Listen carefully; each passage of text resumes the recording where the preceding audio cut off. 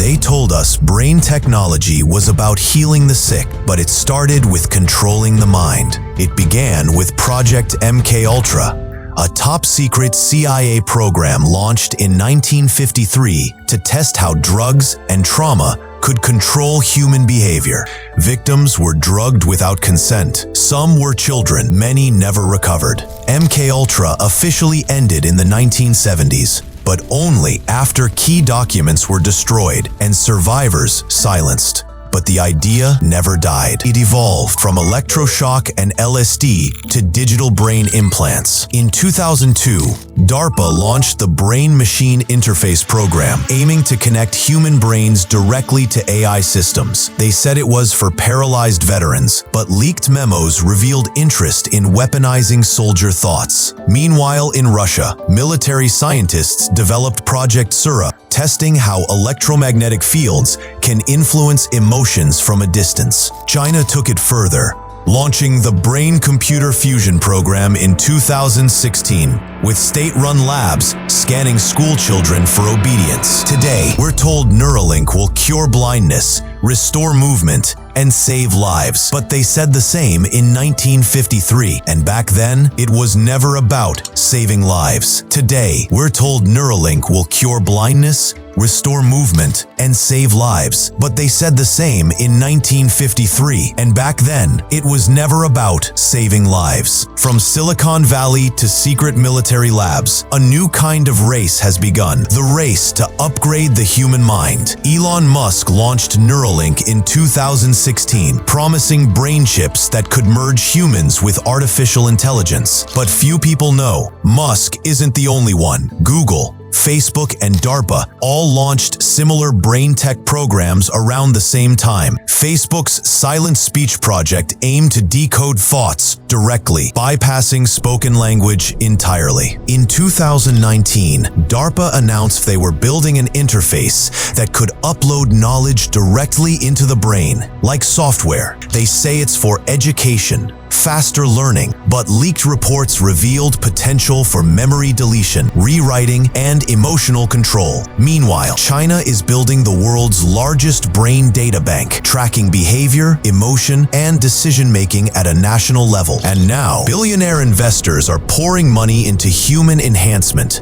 not for humanity, but for control. They dream of a society where every thought can be tracked, every decision shaped, and every human upgraded or discarded. This isn't just about brain chips. It's about who gets to stay human and who doesn't. Before they put brain chips into the public, they had to test them on real human beings. Some volunteered, others had no choice. In 2023, Neuralink began human trials, starting with a man named Noland Arbaugh, who became the first to receive the brain chip. But outside the media spotlight, dozens of brain experiments have taken place around the world without headlines. In one study, brain chips were tested on mentally ill patients without their full understanding, under the name of treatment. In the US, DARPA ran Project RAM, testing memory enhancement through electrical brain stimulation.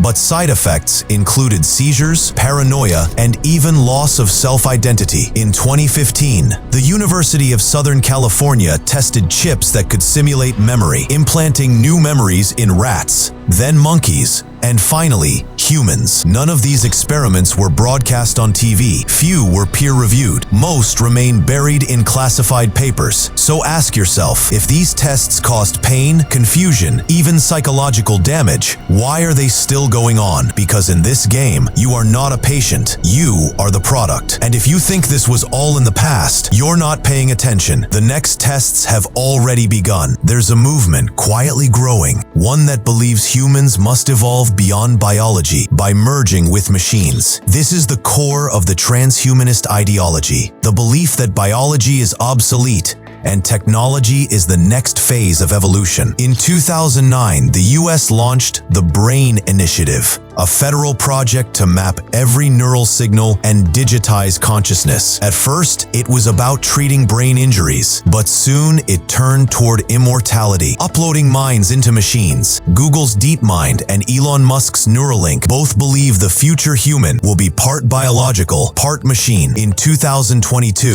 Synchron became the first to implant a brain chip into a US patient without opening the skull. It was inserted through blood vessels, and now they want to make it normal. They want every human to be connected, monitored, upgraded, and modified. They say it will make us smarter, stronger, even eternal. But once your brain is online, who really owns it? Because the transhumanist dream could also be the end of free will. This isn't just science fiction anymore. It's science fact. And it's already happening. We've already crossed the line between man and machine. But now, they want something bigger. Full integration into the system. In 2024, the World Economic Forum launched CognitionNet, a proposal to digitally synchronize global thought for efficiency and unity. Their goal is not just to connect your brain, but to link all brains into one digital consciousness. In secret labs, scientists are working on neuroforecasting, predicting your thoughts before you even make them. China has already launched its next-generation cognitive discipline program, real-time emotion tracking in students and workers. In the West,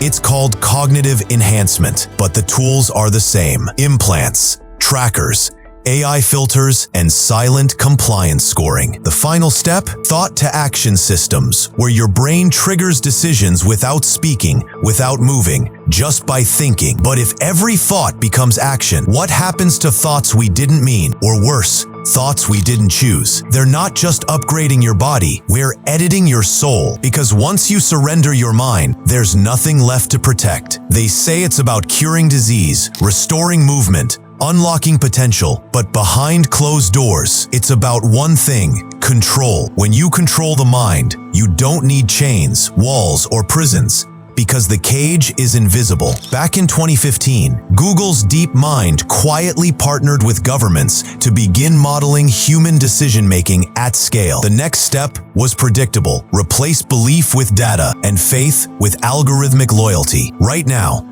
dozens of classified programs are racing toward the same finish line, the singularity threshold. They're not upgrading humanity to set it free. They're upgrading it so it never questions again. And what about those who resist? Already, they're being tracked, flagged, and isolated, digitally and socially. This is not just about technology. It's about the future of freedom itself, and whether your thoughts belong to you or to the machine. Because once you upgrade your brain, the real question is, who's holding the remote? There's a line being drawn between those who accept the chip and those who refuse it. On one side, promises, enhanced memory, no disease, instant knowledge. On the other, privacy, identity, soul. Governments are already laying the groundwork. Social credits, digital wallets, biometric scans, all pieces of a locked future. Once inside your brain, the chip doesn't just listen, it learns. And once it learns, it predicts. In 2023, Neuralink received FDA approval to begin human trials. The moment the world quietly crossed the threshold, it was sold as hope, but the fine print was never read aloud. Now the question is not, can they control the mind? The question is, can anyone stop them now? Because the final upgrade isn't physical, it's psychological. And if you lose that, you were never free to begin with.